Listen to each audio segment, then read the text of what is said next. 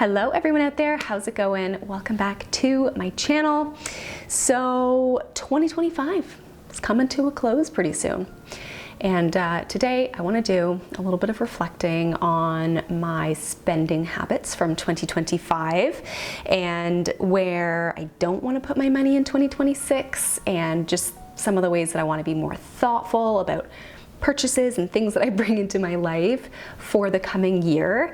I made this list last year, like for 2025, and I found it to be really insightful to kind of audit my spending and take a look at, like, where did I put my money and what wasn't worth it, or what is something that I want to be more intentional about.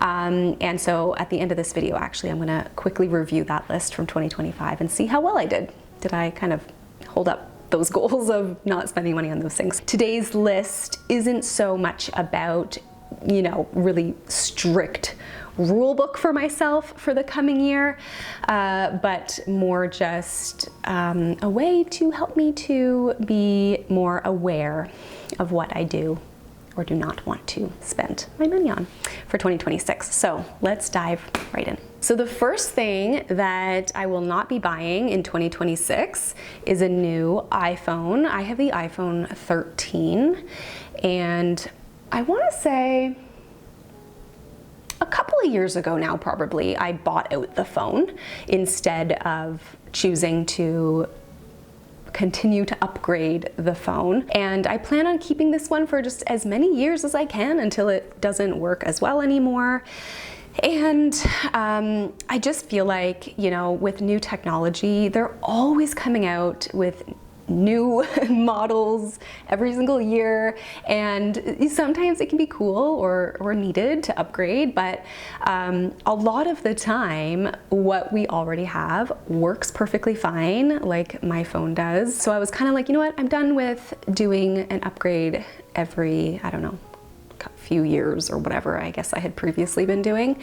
And yeah, so that's the first thing that I will not be spending any money on, is upgrading my phone. The next thing that I won't be buying, or I'm gonna really try not to spend my money on, is impulsive, I guess, or like unnecessary thrifted items. And I'm speaking about thrifted items specifically because here's the thing, just because something is cheaper or it's on sale doesn't mean that we should still buy it. I am a huge thrifter. I really like to buy things secondhand. I often check out my local secondhand stores when I am on the lookout for something. But I have found many times when I'm in those stores that I will grab things or end up buying things that, oh my God, what was that, a possum? I don't know what I just saw, but it was not a squirrel. What the hell? Wait, was that a baby beaver? I gotta Google an image of what I just saw. I need to know what that was. I feel like there can be this mindset when we are thrifting that, oh, because it's cheaper or it's more sustainable, to be buying something secondhand, that it just doesn't count, like it's fine. We're saving so much money. But just because something's cheaper doesn't mean that's why we should be buying it. And so yeah, I have found that there are a number of times when I've been in the thrift store that I end up buying more things, I guess. Another one! What is this? Is it a ferret? Is there a family of ferrets that live in my backyard? A gopher? Was that 2 groundhogs? What am I trying to say? I especially have noticed this with clothing.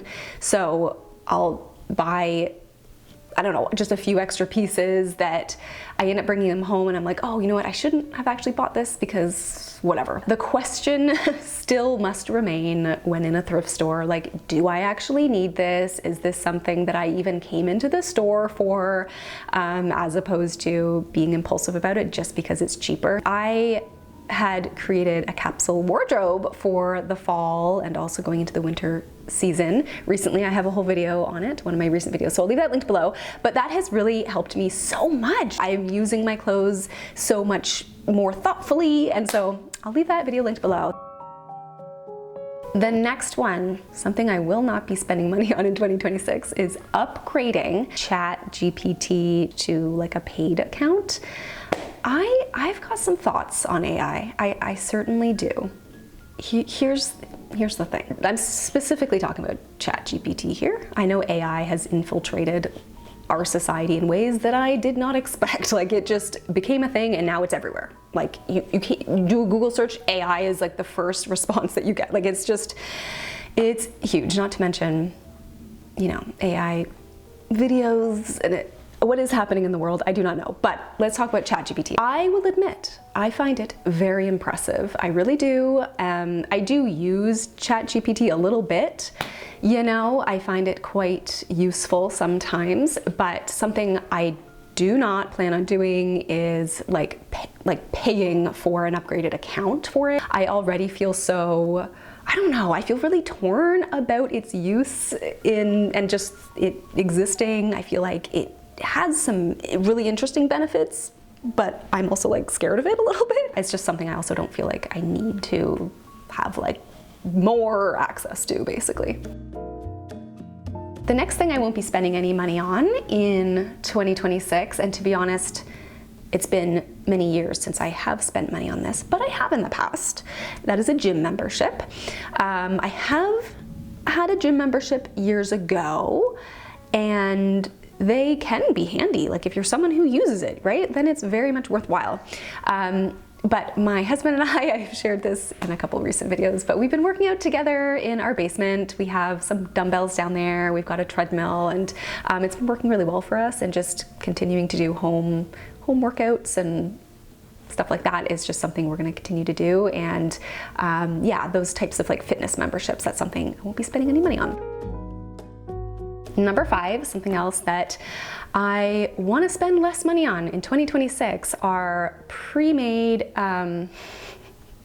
mystery gopher, just coming and going, pre-made granola bar type snack foods. I am not against these by any stretch. Like, they can be very handy, great little snacks to have in the cupboard. We have for the longest time been buying like the Made Good brand bars. I like that they're allergen free and stuff like that for my daughter who has allergies. And they're just whatever, like, we've bought them a lot.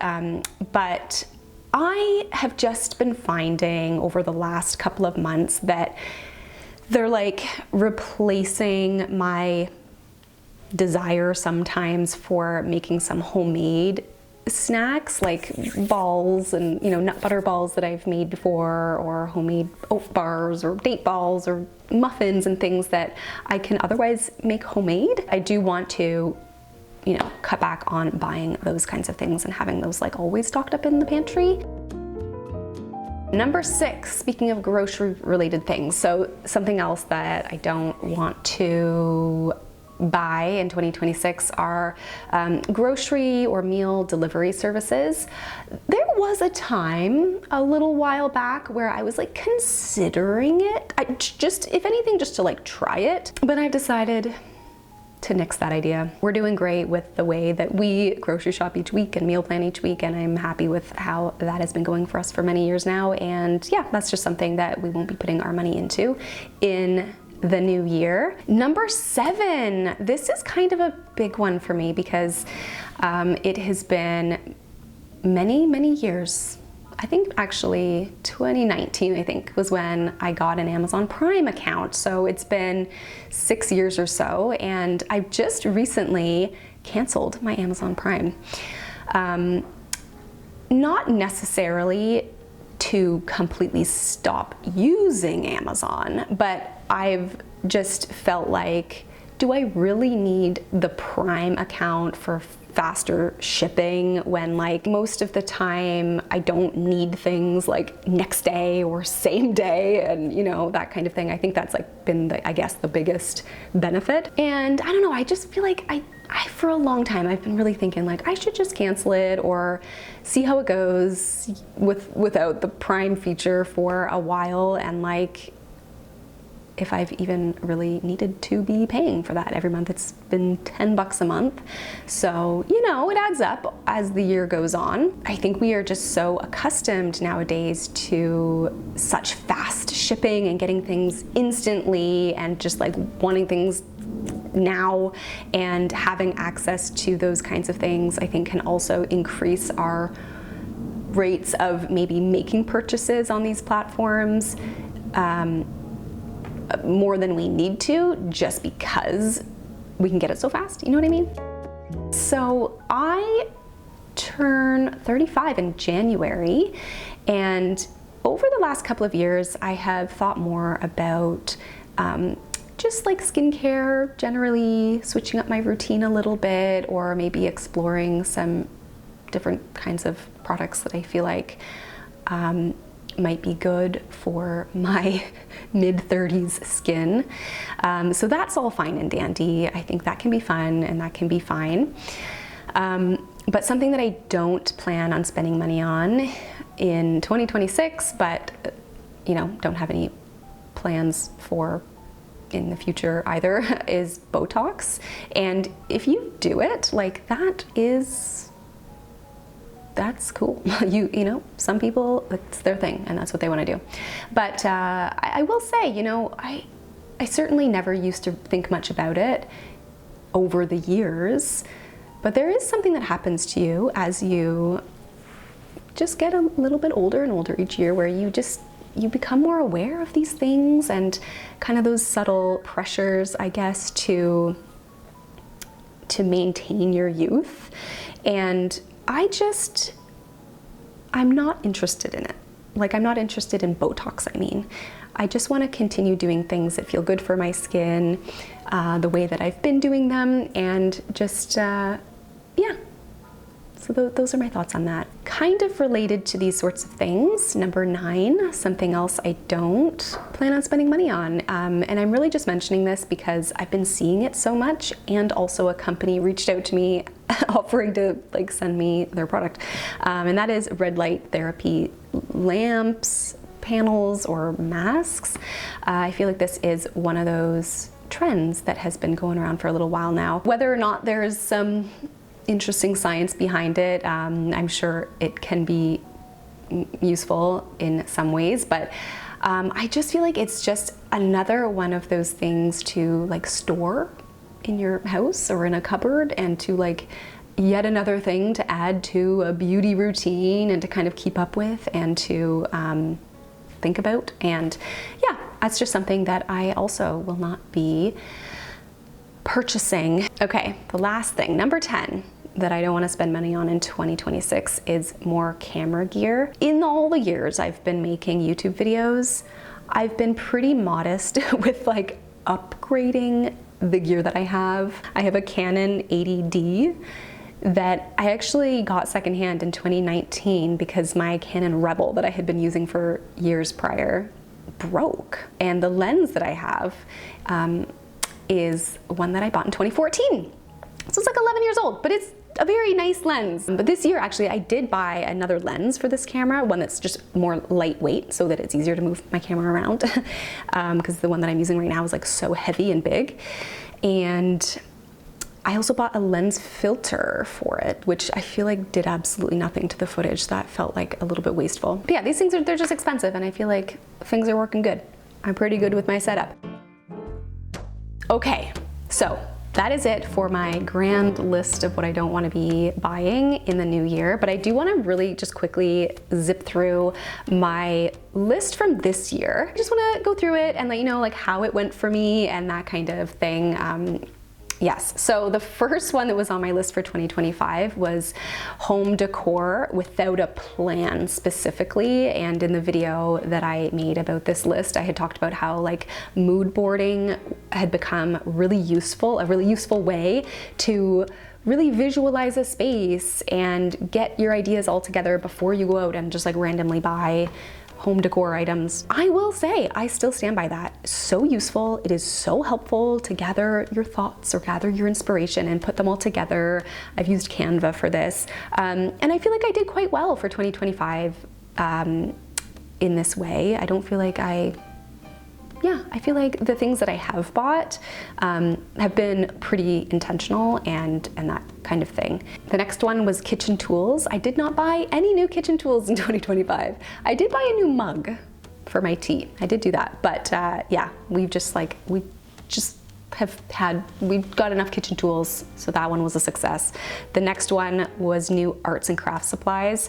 This one was a little bit tricky, so I ended up getting some oil paints. I'm so used to using acrylic paints, but I really wanted to try oil painting, and that ended up being a great purchase because I really enjoy using oil paints. They're so beautiful and luxurious to paint with.